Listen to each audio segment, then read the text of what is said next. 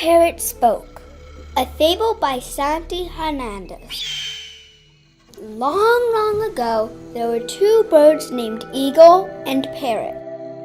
Eagle showed off by talking in 3 languages. Ha ha, I can speak 3 languages and you cannot talk to monkey or snake, said the eagle to the parrot. Parrot said, I don't like that. Please stop bragging. No one will want to be your friend if you do not stop. Parrot liked to play with his friends, but he did not like playing with Eagle because he showed off all the time. The next day, Parrot was playing with his friends. Eagle came over and started showing off again. Parrot said in his mind, I wish I could talk. Parrot was happy because it was his birthday, but he was still a little sad because he wanted to speak 3 languages too.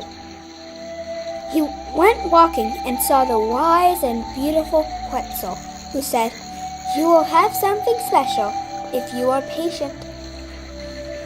Parrot was patient, and after many months of waiting and listening to the other animals of the forest, he learned to speak their languages. Eagle was so embarrassed that he flew from the forest and built his nest high on the hill. Now parrots can talk and eagles do not. Moral: always be patient, nice, and happy, and don't show off. The end.